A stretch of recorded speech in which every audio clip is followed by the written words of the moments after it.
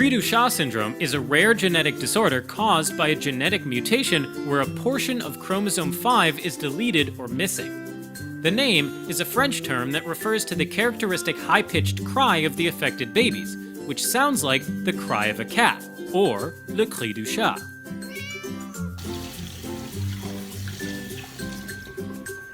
Huh? Cry of the cat? Wala bang cry of the dog? Nee! Kate, kabalo ka sa symptoms sa Cri Du Chat Syndrome? Eye symptoms. According to Human Phenotype Ontology, the symptoms are, first, a cat-like cry, meow. Joke, that's not the real sound of cat-like cry. Here's an example.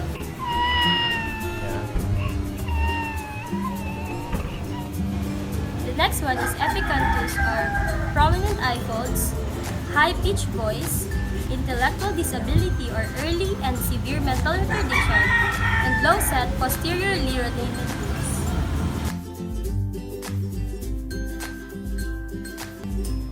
Cri Du Chat Syndrome is caused by a deletion. Sana all mag-delete. Diba? Para makalimutan na ako siya.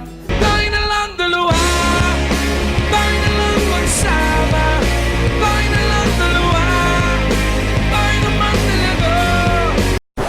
Okay, back to the topic. Cri Du Chat Syndrome is caused by a deletion of the end of the short P arm of chromosome 5. This chromosomal change is written as 5p. The size of the deletion varies among the affected individuals, but studies suggest that larger deletions tend to result in more severe intellectual disability and developmental delay than smaller deletions. The signs and symptoms of Cri Du Chat Syndrome are probably related to the loss of multiple genes on the short arm of chromosome 5.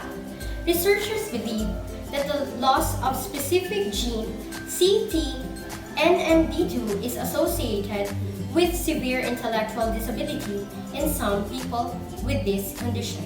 They are working to determine how the loss of other genes in this region contributes to the characteristic features of Cri Du Chat Syndrome.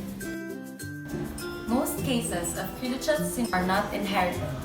The deletion occurs most often as a random event during the formation of reproductive cells, eggs or sperm, or in early fetal development. Most affected individuals do not have a history of the disorder in their family. So 80 to 85% of the cases of Cri Du Chat syndrome are the result of de novo deletion, which means they occur on their own without being inherited. About 10% of people with Cri Du Chat syndrome inherit the chromosome abnormality from an unaffected parent. In these cases, the parent carries chromosomal rearrangement called a balanced translocation, in which no genetic material is gained or lost. Balanced translocation usually do not cause any health problems.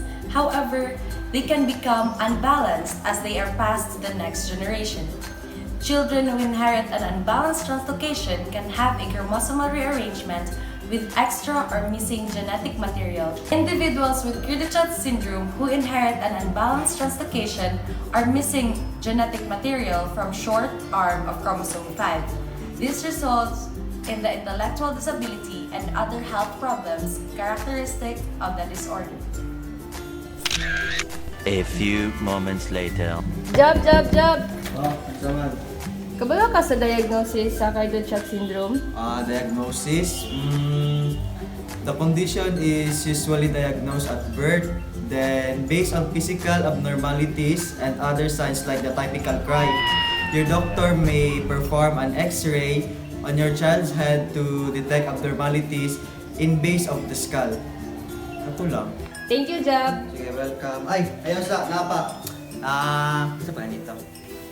A chromosome test that uses a special technique called a fish analysis helps to detect small deletion. So, you would expect two bright spots are to be seen in the microscope when the cell is viewed under fluorescent light. If a 5p deletion is present though, then one of those regions is missing, so you'll only see a single bright spot. Then, if you have a family history of Cri Du Chat, your doctor may suggest a chromosome analysis or genetic testing while your child is still in the womb. Your doctor can either test a small sample of tissue from outside the sac where your child develops, known as chronic venous sampling, or test a sample of amniotic fluid. Right? Tano? Janine! Unsay treatment sa Cri Du Chat? Ha? Hotdog?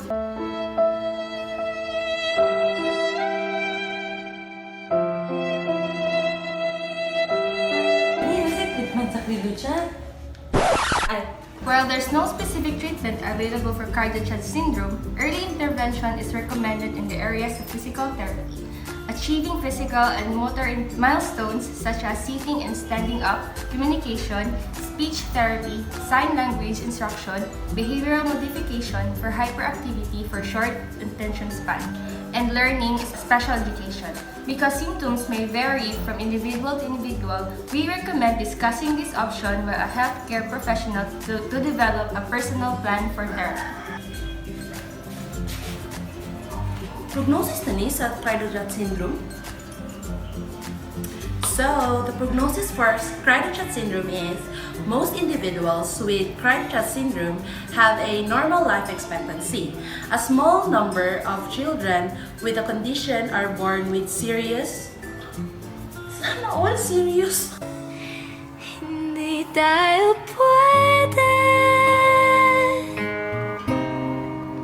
pinagtagpo pero di tinadhana.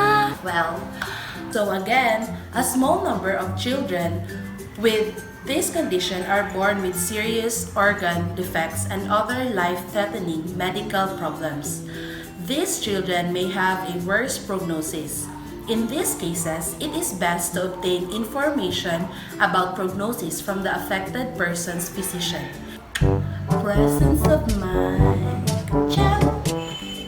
5P deletion can be interstitial or terminal deletion and are most commonly de novo occurrences, which are paternal in origin in 80% to 90% of the cases, possibly arising from chromosome breakage during gamete formation in males.